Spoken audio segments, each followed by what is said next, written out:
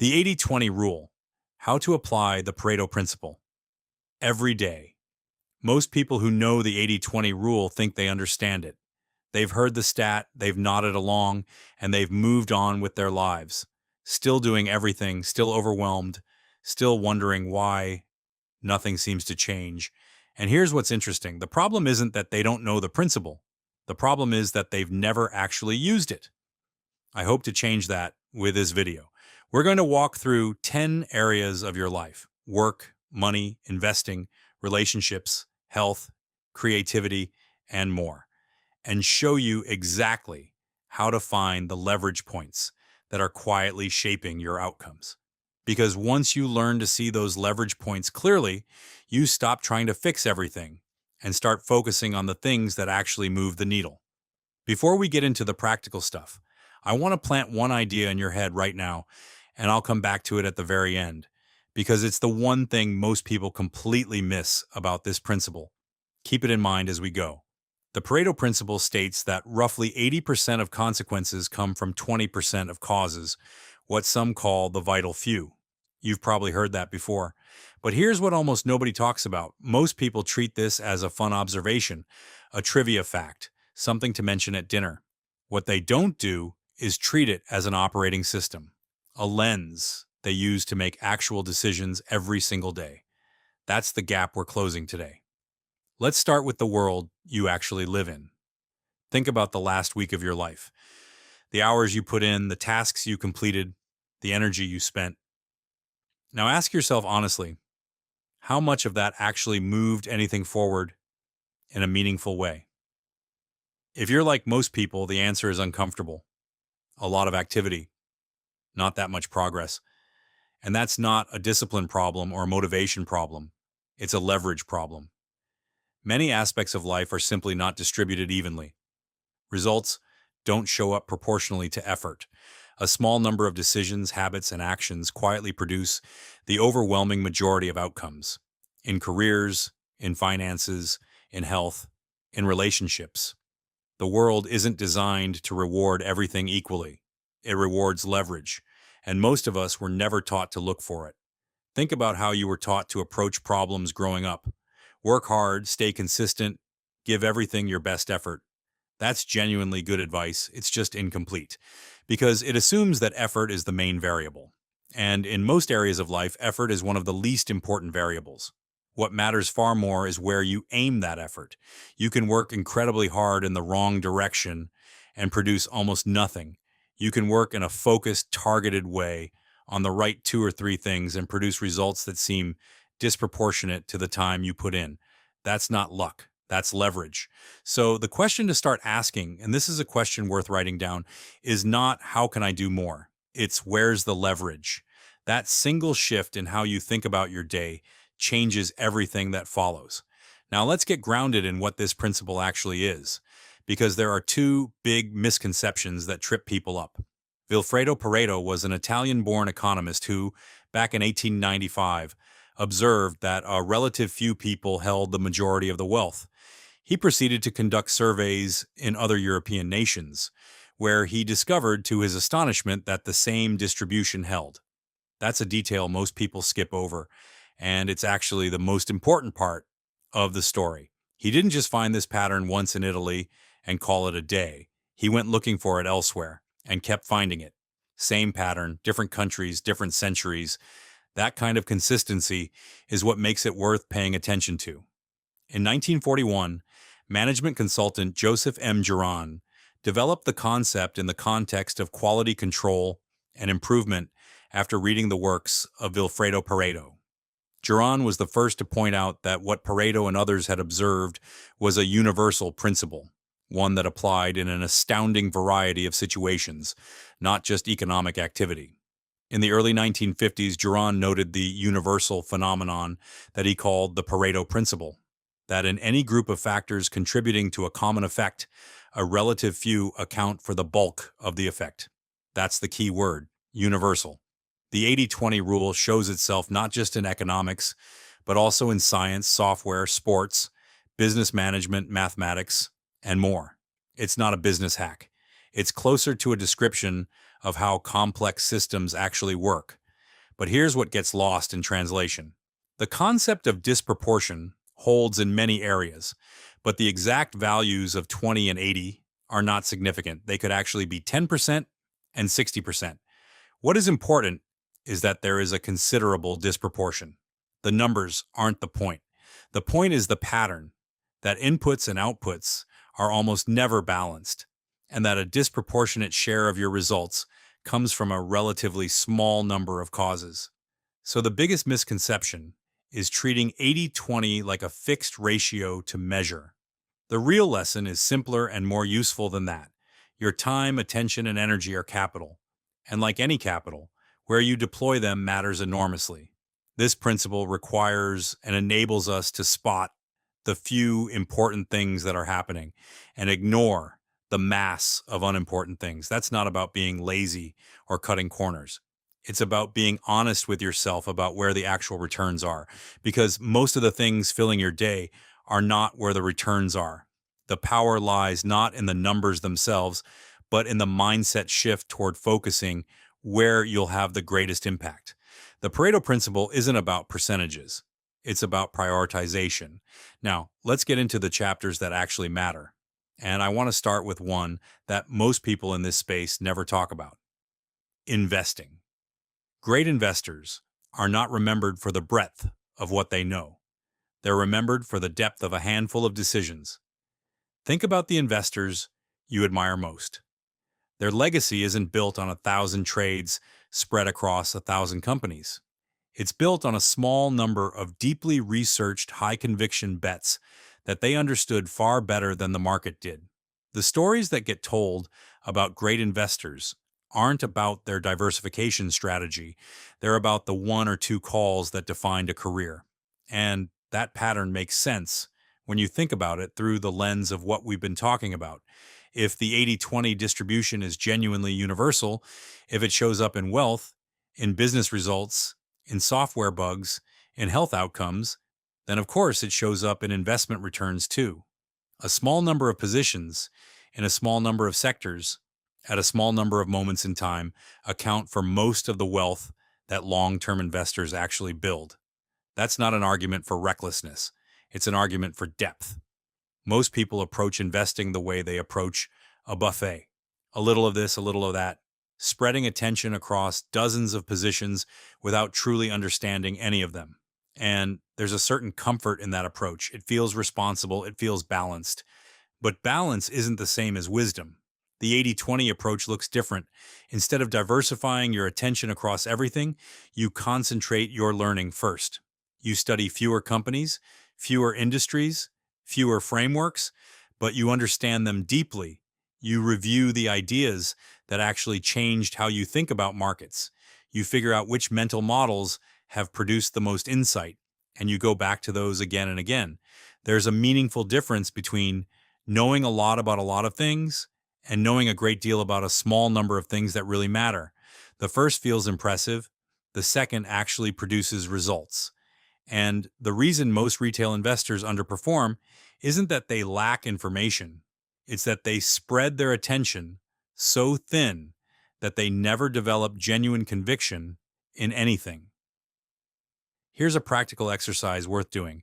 Look at your investment history, or the history of investors you study, and ask which ideas produce the most meaningful returns, financial or intellectual. Then ask how much time you're currently spending on those ideas versus everything else. The answer is usually revealing. Most people find that the ideas they return to most, the mental models that have genuinely shaped their thinking, are a small handful. 3, maybe 5. Everything else is noise. Concentrate your learning before you concentrate your money. That's the leverage point in investing. Now, let's move into where most people spend the majority of their waking hours: work. 80% of your results come from 20% of your tasks. Read that again, slowly. Because if it's true, and the evidence suggests it is, then the math on how most people structure their days is pretty brutal. The average professional spends enormous amounts of time in meetings that could have been emails, responding to messages that don't require a response, and completing tasks that feel productive, but don't actually produce anything meaningful. It is the idea that 20% of the effort or input leads to 80% of the results or output. And in a work context, that means there are a handful of decisions, projects, and relationships that drive the overwhelming majority of your professional outcomes. Everything else is noise dressed up as urgency. The trap is confusing activity with impact. Busyness feels like progress. A full calendar feels like importance. But the busiest people in most organizations are often the least strategically effective because they're optimizing for responsiveness instead of consequence. There's a whole culture built around this. The person who replies to emails within 3 minutes, who never misses a meeting, who always has a full to do list, that person gets praised for being on top of things. But being on top of things and actually moving things forward are completely different skills. The first is about managing inputs. The second is about generating outcomes. Think about the last month of your professional life. Which decisions, conversations, or pieces of work actually changed something? Which ones moved a project forward, opened a new opportunity, solved a problem that would have compounded if ignored? Now compare that to how many hours you spent in status updates, routine check-ins, and inbox management. The gap between those two categories is where the leverage lives. The shift is to start organizing your day around outcomes instead of tasks, around impact instead of urgency. High leverage decisions, the ones that compound over time, that build systems instead of solving the same problem over and over, deserve your best hours, not the leftover ones. If you're doing your most important work at 4 p.m. after 3 hours of meetings and 100 emails, you're not making the most of what you actually have. The highest leverage work deserves the highest quality attention. That means protecting certain hours, treating them like an appointment you can't cancel. Build systems instead of repeatedly solving the same problems. Organize your day around consequence, not urgency. That's the 80-20 approach to work. Let's talk about money, and specifically, why most financial advice focuses on the wrong things. There's a whole industry built around optimizing small spending decisions. Cut the coffee, cancel the subscription, pack your lunch. And look, those things aren't wrong, but they're not where the leverage is. The real leverage in personal finance lives in a small number of big decisions that most people make once and then forget about, even though those decisions continue shaping their financial life for decades. Housing is probably the biggest one. The home you choose to live in, the mortgage you take on, the neighborhood you commit to, that single decision can affect your finances more than 30 years of frugal grocery shopping. And the thing is, most people spend more time researching a laptop purchase than they spend modeling out the long-term financial impact of a mortgage. The numbers aren't even close. A slightly higher mortgage rate, or buying in a market that doesn't appreciate, or taking on more house than you need, those decisions can cost hundreds of thousands of dollars over a lifetime. No amount of skipped lattes closes that gap. Transportation is next. The car you buy, whether you buy new or used, how often you upgrade, that's another enormous lever most people pull without thinking carefully.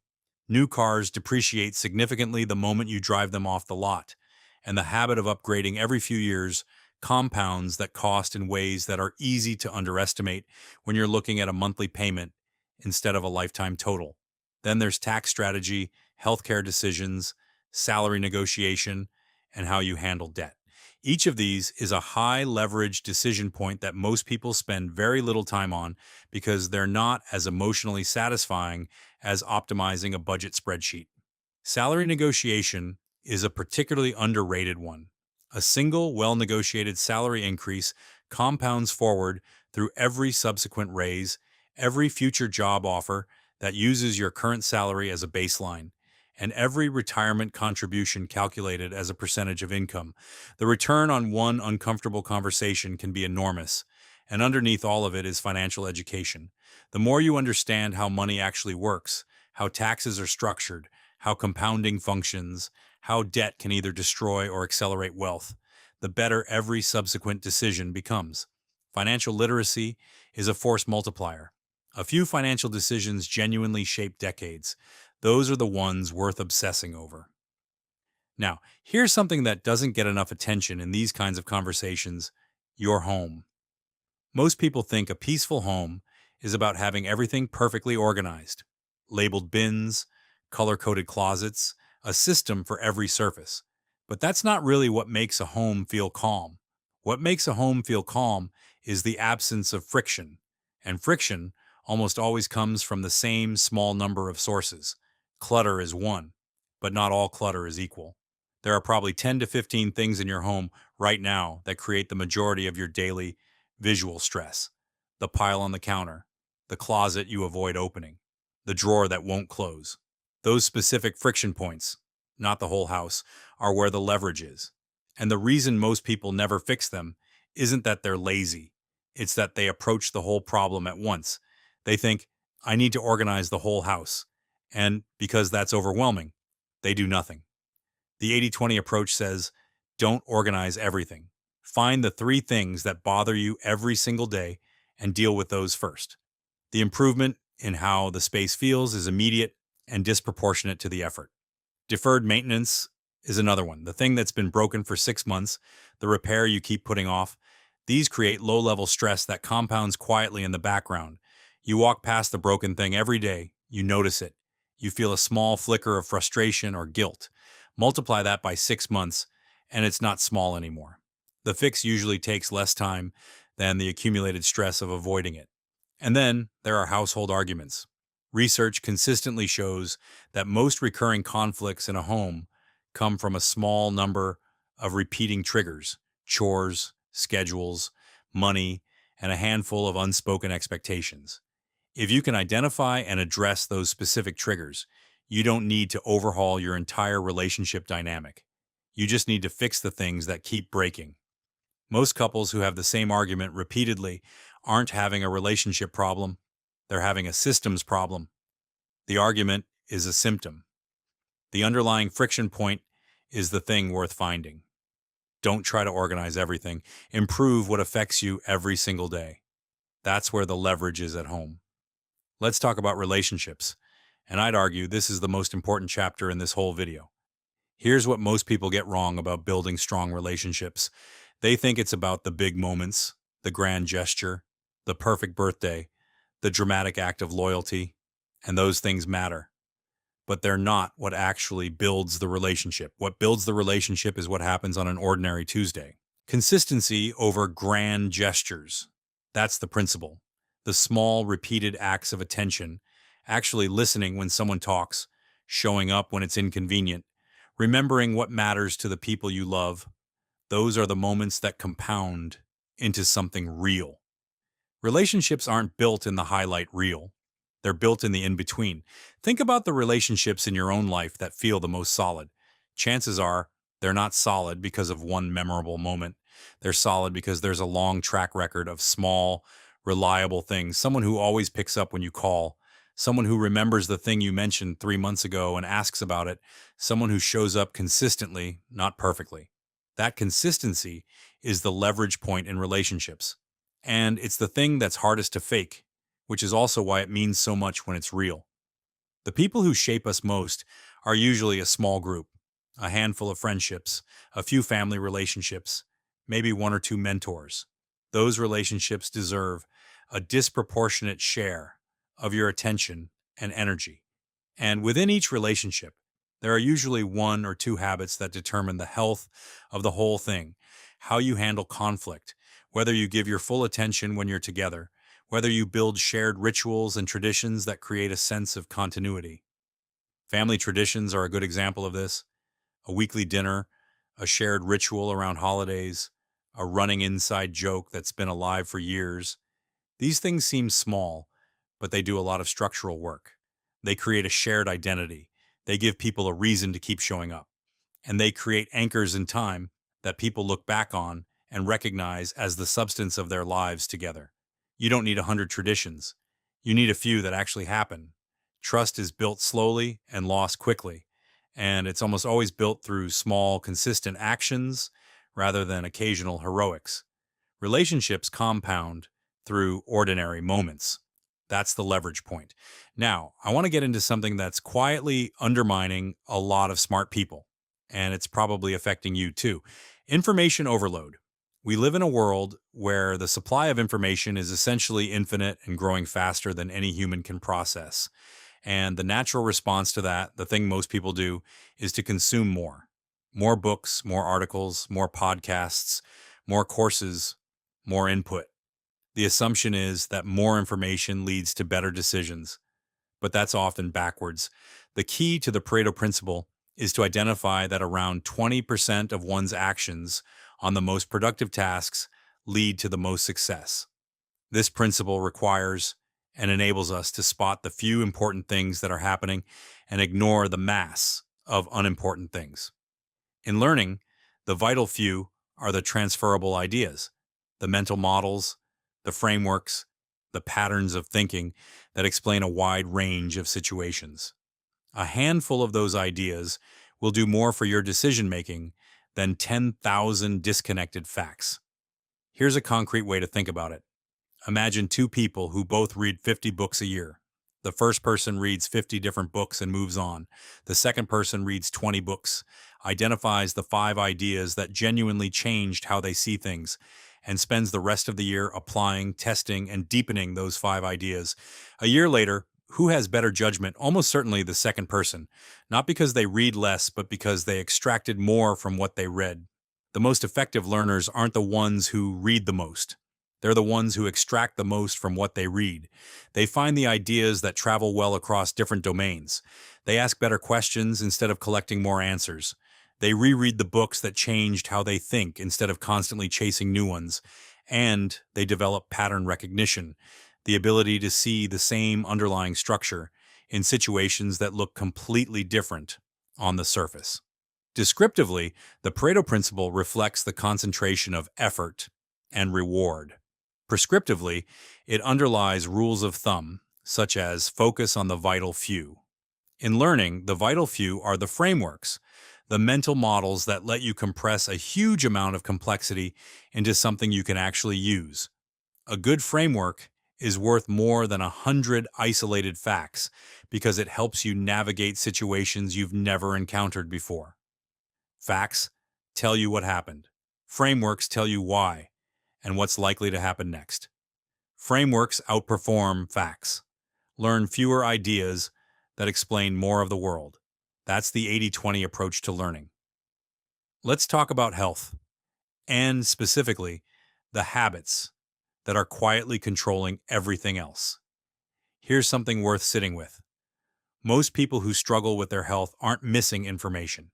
They know they should sleep more, move more, eat better. The information isn't the gap. The gap is identifying which specific habits are doing the most damage or have the most potential to produce the most benefit, and focusing there first. Sleep deprivation selectively impairs attention networks, primarily impairing brain executive function, followed by alertness. And that matters because executive function is what you use to make good decisions, regulate your emotions, and stay focused on the things that actually matter. When you're sleep deprived, you don't just feel tired, you become measurably worse at the things that determine your outcomes. Chronic sleep deprivation specifically impacts hippocampal ripples that support memory formation, weakening their efficacy and causing damage to brain memory function. So you're not just tired, you're less able to learn, less able to remember, and less able to think clearly about the decisions in front of you. That's not a small cost. That's a tax on everything else you're trying to do. Sleep is probably the single highest leverage health habit for most people. And yet, it's the first thing most people sacrifice when life gets busy. The logic usually goes, I'll sleep less so I can do more. But the research is pretty clear that doing more on less sleep means doing everything worse. The math doesn't work. If there's one health lever to pull first, it's sleep. Movement is next. Not a 2-hour gym routine 7 days a week. Just consistent, regular physical activity, whatever form that takes for you. The health benefits of going from sedentary to moderately active are far greater than the benefits of going from moderately active to extremely active. That's the 80-20 curve right there. You don't need to optimize your training. You need to start moving consistently and keep doing it. A 30-minute walk every day does more for most people's long-term health than an intense gym regimen they abandon after 6 weeks. Then, there's the removal of harmful habits. Sometimes the highest leverage health decision isn't adding something good, it's stopping something harmful. The habit that's doing the most damage deserves more attention than the superfood you're thinking about adding to your diet. Most people intuitively know what that habit is. They don't need more information about it. They need to make it the priority instead of something they'll eventually address. A handful of habits determine decades of health. Find those habits. That's where the leverage is. Now, and I promised I'd get to this, let me talk about creativity and creative work, because this is the one that surprises people most. Here's a counterintuitive truth about creative output. Great creators don't produce great work because they're consistently brilliant.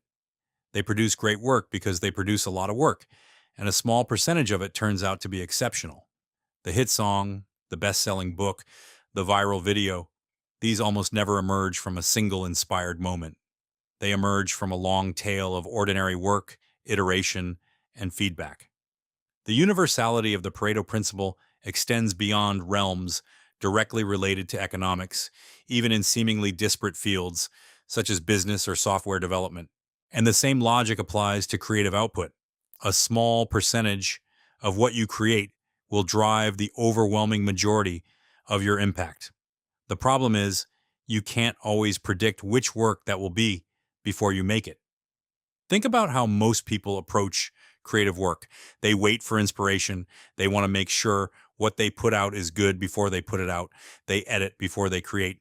And the result is that they produce very little, which means the statistical odds of producing something exceptional are very low. The creators who consistently produce great work have usually accepted something uncomfortable. Most of what they make will be average, and that's fine, because average output is the price of admission for the exceptional stuff. So, the 80-20 approach to creativity isn't about trying to only produce your best work. It's about creating enough volume that your best work has a chance to emerge, and then being smart enough to recognize it when it does. Analyze your winners. Figure out what made them work. What was the structure? What was the insight? What did the audience respond to that you didn't expect? Build on those patterns instead of starting from scratch every time, and create assets, content, products, systems, relationships that continue working even when you're not actively pushing them. The creative work that compounds is the work that keeps producing returns long after you've moved on to the next thing. A piece of content that keeps getting found, a product that keeps getting sold, a system that keeps generating results. These are the creative outputs worth identifying and doubling down on. Most creators don't do this. They treat every piece of work as equally important, move on quickly, and never really study what worked. The 80-20 creator does the opposite. They look back, identify the outliers, and figure out what to replicate. Great creators don't predict masterpieces, they discover them, and then they double down. If you're finding this useful, drop a comment below and let me know which chapter hit closest to home for you. The algorithm loves the engagement, and honestly, I love reading what you're working on. And if you want to go deeper on any of these areas, investing, productivity, habits, financial decisions, there's a video right here that covers one of them in a lot more detail. It's worth watching after this. Now, I said at the beginning of this video that there was one thing most people completely miss about the Pareto Principle. Here it is.